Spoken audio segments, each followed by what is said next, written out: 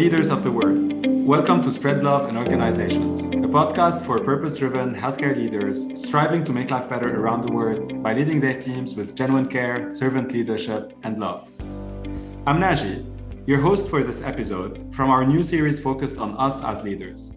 I'm thrilled to be joined by an exceptional MIT professor of management, operations research, statistics, and operations management, Georgia Perakis.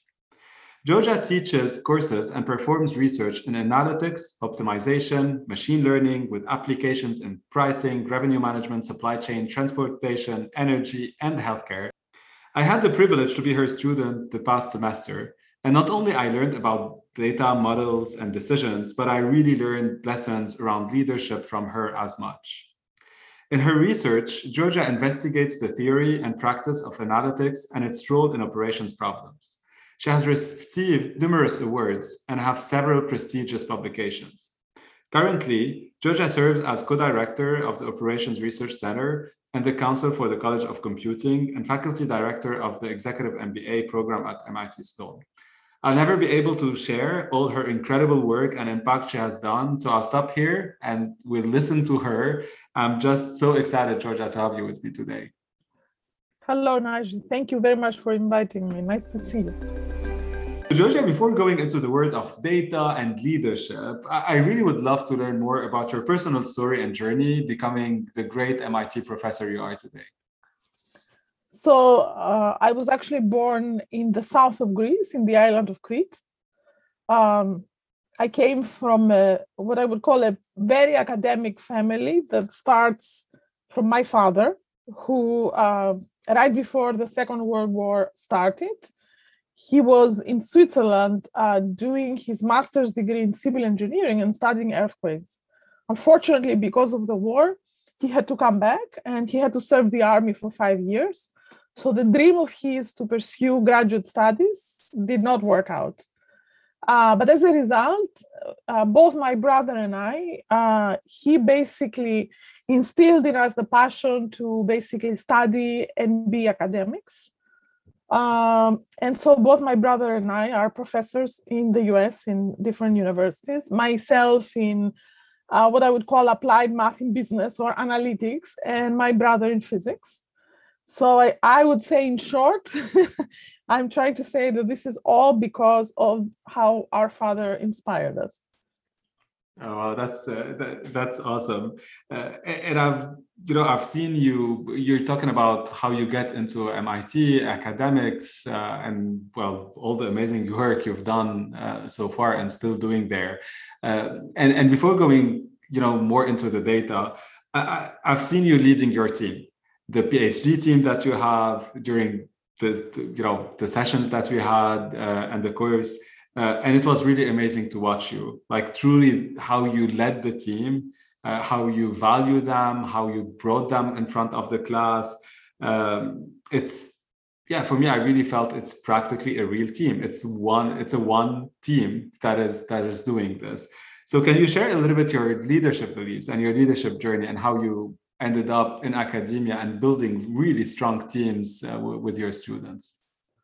So how I ended up in academia, I already mentioned, and I came to the US for graduate school. I thought that I was just going to finish my master's and PhD and go back. But of course, many double-digit years later, I won't say how many, I am still here. MIT is an incredible place. I call it's like a huge candy store with great candy that it's hard to choose from. But what I think is extremely unique are the students that we have at MIT. Whether there are people like you, the MBA students, or whether there are PhD students like the ones in the Operations Research Center, which were your TAs. So I consider myself very, very lucky to be able to interact and basically be among people like them and you guys. And so basically my goal is what I would call enabling these people to bring to bring out the best of them. And that's kind of my core belief actually in everything I do. In other words, bring and enable the best in other people. And so I know I have the luck to be among incredibly talented people So bringing out their skills and enabling them is what I believe in doing in everything. Oh, wow, this is such a powerful, such a powerful word, for leaders, right? Enabling others and making sure the environment, right? We learned a lot about what is the environment that we're creating for us to enable people be at their best. I've seen all the work, and the word have seen all the work you have done with your team, and it's also part of leadership and how you pivoted, I think, with your team around COVID, right? I know many don't want to talk about it, but it's important. We're still somehow in it.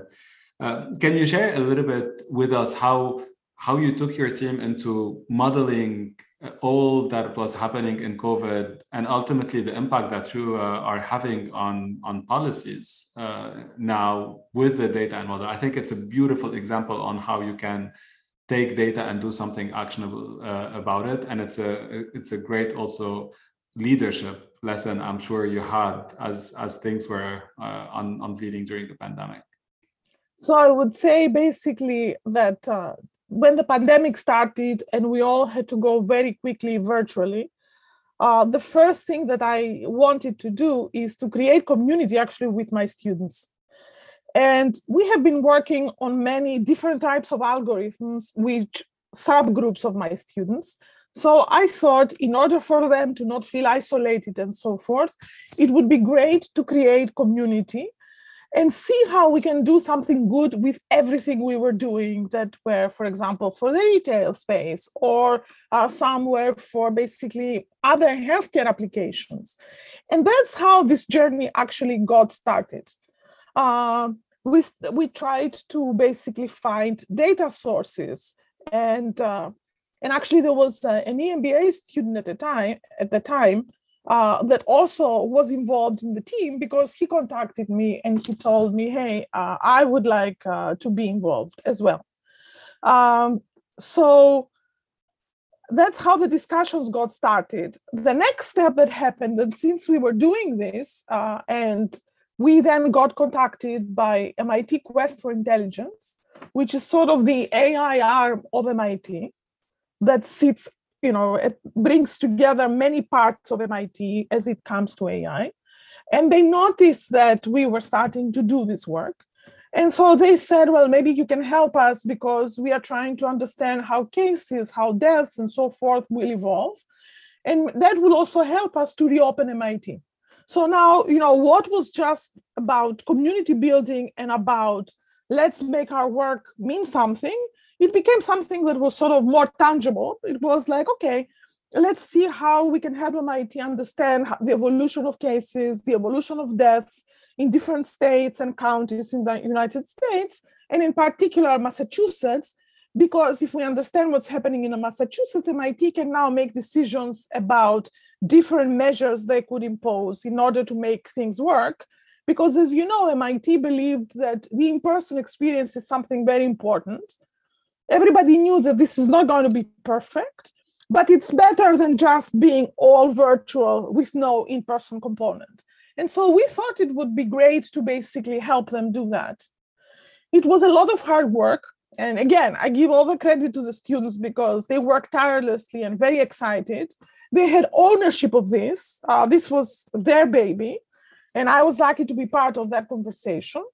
And then we decided, well, we actually maybe can help a little bit more at the national level. So we contacted folks from the CDC, and then we started actually submitting our models. We are still doing this every week for predicting for the next week, 2 weeks, 3 weeks, 4 weeks ahead, how cases and deaths are going to evolve. So that's kind of the summary of a long journey in a short summary. Well, wow. And again, like it's, you always told us data is better than nothing. And then the ultimate objective is making decisions, right? So it's really impressive. And before going to data, machine learning, AI, I want to ask a question on this. But before that, I really want to summarize. You said things that are super powerful. You started by creating a community, doing something for good, right? And then you go into ownership, empowerment of your team, enabling them to be at their best. And honestly, what a humble leader you are. because again, you say it's your team, but I'm sure without your leadership, they wouldn't have achieved what you guys have achieved. So yeah, thanks for giving all those leadership tips for all of us. So first of all, I think MIT has some amazing students. I honestly believe that at all levels. And I consider myself very lucky to be part of that environment. And so I believe success of people is by understanding the abilities of others and helping bringing them out. So, and then we all look good. They do, and actually so do I, if I may be selfish enough. You mentioned words, right? AI, data, models, machine learning. It's such trendy words, right? So I would love to get your take on this. I had the opportunity to hear you about it for many hours that I enjoyed. I would love to hear your take on those and the most important advice you would give us for leaders who either are talking about it or dealing with it in our organizations. What is your take about all those trendy words? Right. So first of all, understanding what data we each have in our organization, how we can use them in a good way, how we can use them to have a competitive edge, or realizing the limitations of our data, maybe what we do not have and we could have, and how what we don't have we can actually collect and use it to do better things. That's sort of the first step, basically. Understand what is your data environment, where can you get it, and what can you not get, but you could potentially. The second, also an important thing, is to understand what you could do with it potentially. What are some areas where analytics, and in analytics, I put machine learning, AI, optimization, how analytics could actually improve the way you are doing things in your organization, and recognizing those opportunities and recognizing areas that analytics can have a first order effect, as I call it. It's not just a small parenthesis. And so, recognizing what are these areas, also extremely important. And then third, that I wanted to do with the class that I was teaching is to make sure, and I'm not sure if I should use this word in public, and maybe I will not use it, but that nobody can talk to another person. You can use it. Nobody can BS you when it comes. And that, and so I'm proud whenever I hear people who took my class that they go in meetings and they recognize and they ask the right questions. And, people are not trying to pull a fast one over them. And that's extremely satisfying. You definitely helped us see this for those of us who deal with data constantly and those who don't, but it's important to kind of think of it that way. And I would say that this past month, I was contacted by 2 former students of mine that graduated, one maybe 3 years ago and the other 2 years ago, sort of talking to me about problems that they had in their organizations and recognizing how some particular tools that I taught them was useful. And so that happened to me twice in the last month. And even asking me to remind them of what software had I recommended back then and so forth. And that's extremely satisfying. Then I feel okay. Yeah, very rewarding. I did something. Oh yeah, no, definitely. And there are many who don't contact you but are actually doing it too. So that is for sure. What is last question on this? Since you've worked a lot in academia, but you obviously work a lot with companies, right? You mentioned retail and healthcare and many others. What is the most challenging piece when we touch those, machine learning, AI, all those concepts in organization? What is for you the most challenging piece a leader should start with if we're launching these type of projects or transformation? So I would say first, understanding what are the problems that the organization have, what are the right questions, and what are the limitations also that they have, what are their capabilities. And then data also, because, everybody talks about big data, And I say a far more important thing is what happens when I have little data, when I have missing data. Actually, I would say this is harder. Let's not talk about big data. Let's talk first about little data and missing data. So I would say those three, and in that order. First, okay, what is the right problem for me as a leader that maybe by using analytics, I could make a difference? I will always take this, as you mentioned it many times, right? What is the problem you're trying to fix? And this is usually the toughest question to ask, because we can have data, but what are we trying to fix and which type of data we need, and then try to deal with this. I would be moving into giving you one word, and I would love to have your reaction to this word in a sentence or more, right? Okay. So the first one is leadership. So my reaction is empowering others, actually. What about diversity? Oh my God, extremely important. Having a diversity in an organization is what brings power to the organization. Can you share a little bit more? Because I know you're passionate about it and you've done a lot of work within MIT on DE&I. Can you share with us a little bit more, from data to actions, in fact, what you've been doing? Right. So a couple of things. The first is that by recognizing that if you bring a lot of different voices, my analogy to data would be if you have different and diverse sources of data and even methods that you combine, you will actually have a much more powerful outcome. In fact, what we did in our algorithms to predict was exactly the principle of diversity. We basically developed a lot of different and diverse algorithms that capture different aspects. If you like, we brought different voices, and by ensembling them together, we created a much more powerful result. So it's almost like taking the model of diversity and putting it in an algorithmic setting. And that's one example, but I believe it in everything I do, and I see it in my group, and I see it at MIT, and I know now MIT, and in general, MIT takes this very seriously. We can do much better, but recognizing this is the first step to success, I would say. Yeah, no, I love it. Well, recognizing the problem, right? And recognizing the problem, right. I have to ask this. Many of the listeners won't know what it is. DMD. Data, models, and decisions. How you go from data to recommending good decisions that will bring value. And value doesn't have to be just revenue or profit. It can be improving the world in some way. Awesome. And this is one of the best courses in this EMBA programs. The last one I'd love your reaction on is spread love in organizations. So do you need one word, or where shall I start? No, you can, whatever you want.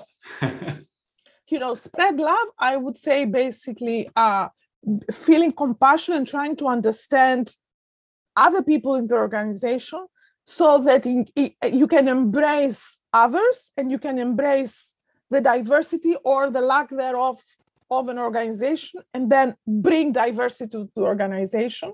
And by sort of having that empathy and compassion with others and spreading it is what would make the organization successful. So as I said before, in a way, it's kind of understanding and enabling and embracing others. Georgia, any final word of wisdom for all the leaders around the world? So I would say one thing, which is extremely important to me, and I will put it in mathematical terms, what I call the law of large numbers. And what I mean by that is persist and look at the long-term goal. That's what I learned in my career. Things didn't just come on my plate as I went along in my career, but, I try to focus on the end outcome rather than look at the failures that I had right in front of me. And I call that the law of large numbers, that if you persist and look at the future long term, it will work out eventually. The love large number. I love it. Thank you so much, Georgia, for your time today and this incredible discussion. Thank you. Thank you. I really appreciate it. Thank you all for listening to Spread Love in Organizations podcast. Follow us on LinkedIn, subscribe on your preferred podcast platform, and connect with us on SpreadLoveIO.com. Most importantly, spread love in your organizations and spread the word around you to inspire others and amplify this movement our world so desperately needs.